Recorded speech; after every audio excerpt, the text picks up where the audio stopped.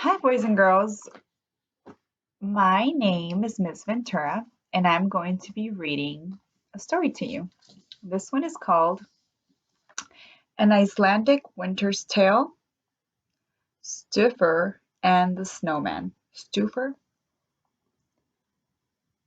And this book was given to me by my brother Geovani and my sister-in-law Monica when they went to Iceland. So I'm going to show you what it says inside here. Um, Unless you are lucky enough to have been born an Icelander or to have lived in Iceland through a Christmas season, you probably won't have heard of Gryla and the Yule lads. Here on this island in North Atlantic, there are 13 Christmasmen who take turns visiting children during the 13 nights before Christmas. Icelandic children know to expect these visitors, of course, and always leave a shoe in their bedroom windows in the hope that as long as they have been good, they will receive a present. If they have misbehaved, however, they will receive a potato.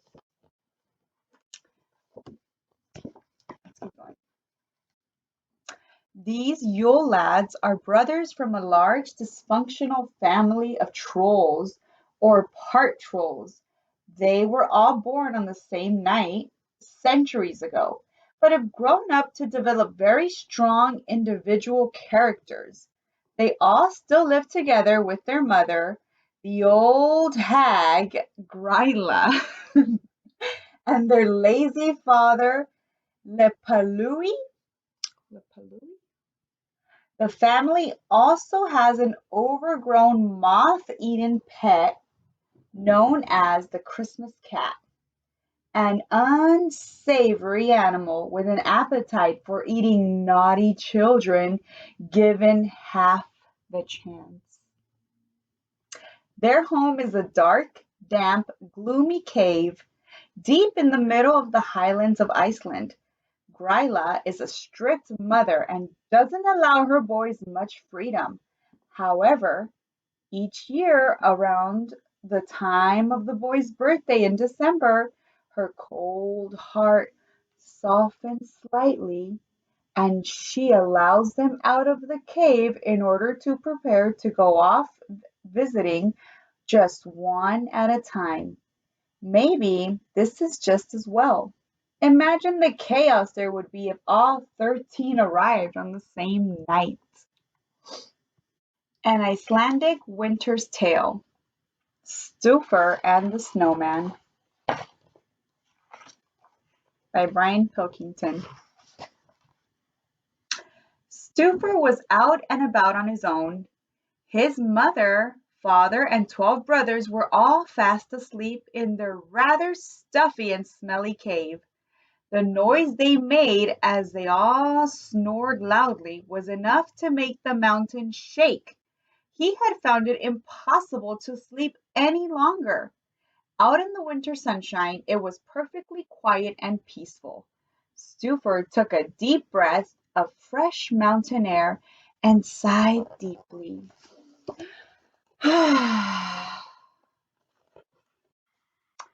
Overnight, there had been a fresh fall of snow, and it was just the right kind of snow to build something. Stúfur thought he would have a go at a snowman. He made a small snowball and rolled it until it grew big enough for a base. A second, not quite so big, was added for the body, and a third for the head. He finished it all off with a carrot that he had slipped into his pocket as an emergency snack. Such a fine nose, thought Stúfur. And there's his snowman.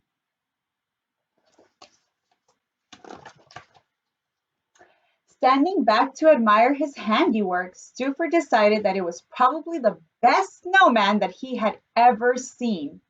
Perhaps the best snowman there had ever been. He was so proud of it that he dearly wanted to show it to Gryla, his mother. but he knew how grumpy she was.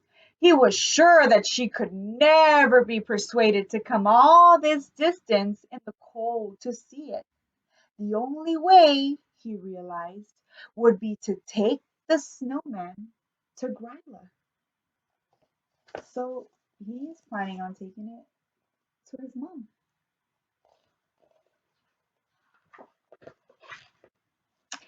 Yes, that's a good idea, but how? Stúfur sat there for a long time, racking his brain.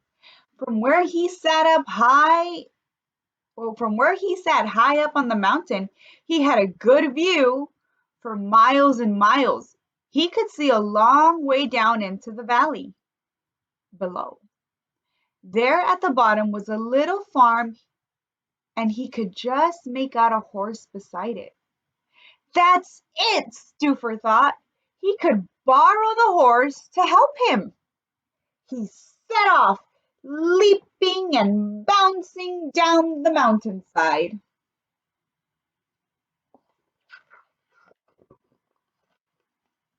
The farmer was a kindly old gentleman, and he was pleased to help Stúfur out by lending him his old horse. He told Stúfur that he had named her Winnie, as she was the same color as Pooh. Like Winnie the Pooh? Stúfur was quite tired after his long run down the mountain, so he was pleased to be able to ride horseback back up the steep mountain to his snowman.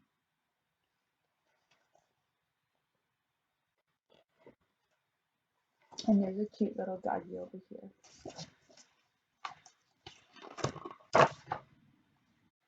When they eventually arrived, Stúfur dismounted and Winnie went straight over to the snowman. Stúfur thought at first it was to give him a friendly welcoming kiss. But instead, she crunched into the big carrot nose and finished it off before Stúfur could stop her. Oh no! Stúfur's heart sank. But not for long. He found a large, perhaps too large, icicle to take the carrot's place. So you can see Winnie was eating the carrot and then he replaced it with an icicle. So now Stúfur had Winnie the horse and his snowman together, but he hadn't given too much thought as to how he was going to transport the snowman back to the cave. His logic, however, told him that if he had ridden horseback, then so should the snowman. This involved a lot of work. Building a ramp, taking the snowman to pieces, and then rolling the huge snowballs up the ramp to rebuild them on top of the horse.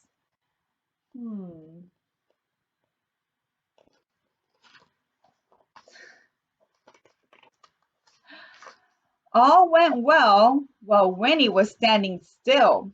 But as soon as Stúfur joined the snowman on the horse's back and said, "Giddy up!" it all started to go wrong. The snowman wobbled worryingly, and things just got worse when they had to go up a particular steep slope. It wasn't long before the poor snowman was in pieces and on the ground again.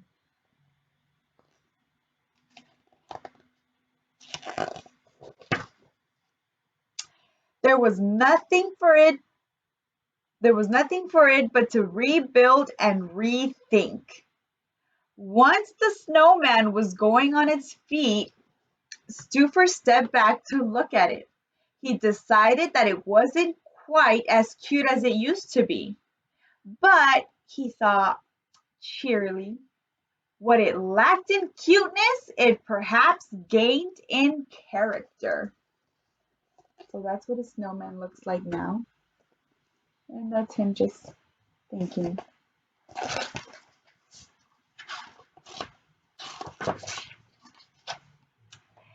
He still had the problem, though, of how he was going to get it back to the cave.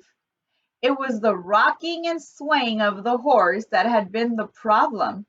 What he needed was a nice, smooth ride. Smooth, yes! He would go and get the whizzy sleigh thing that they had found the year before.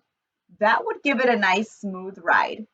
He decided it would be easier to fetch it on his own, so first he carefully tied Winnie securely to the snowman so she wouldn't wander off.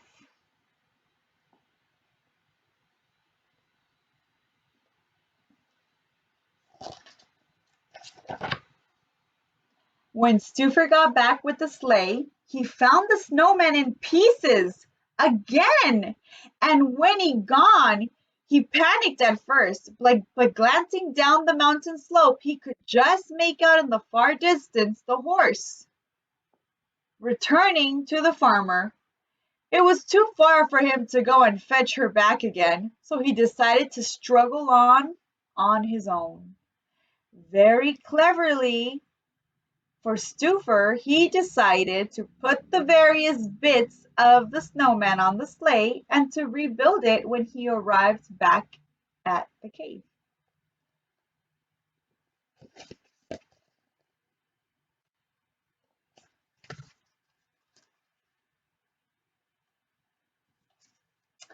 When he eventually reached the cave entrance, Stúfur was hot and sweaty and overcome with wild excitement. He was he very hastily reassembled the snowman, not perhaps concentrating as much as he should have. So there he is, rebuilding his snowman for the fourth time. Racing into the cave, he repeatedly beat Gryla's large empty cooking pot with a sturdy log. This bonged and echoed throughout the cave, making a tremendous din. Everybody rapidly woke up, grumbling and grouching and wondering what on earth was going on. Stúfur explained that he had a big surprise for them outside.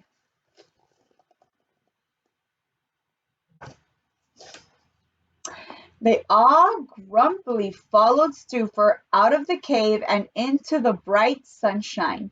As their eyes slowly adjusted, there was a stunned silence as they took in the sight of Stúfur's snowman. Gryla was the first to start to titter, which developed into a loud giggle and quickly grew into a wild howling laughter. One by one, the brothers joined in until they were all uncontrollably shaking with laughter, tears running down their cheeks.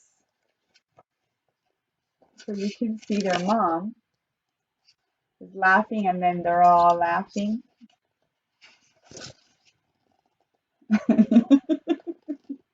And so everyone is laughing. Let's see what the page says. It was a little while before Stúfur could see the funny side of it, but when he took a step back and a good look at his handiwork, he soon joined in. Look at his snowman.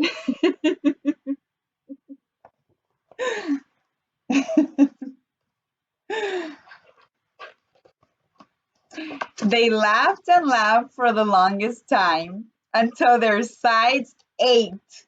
In the end, they were all so weak from their exertions, they decided to go back to bed. Stúfur, who was especially tired after his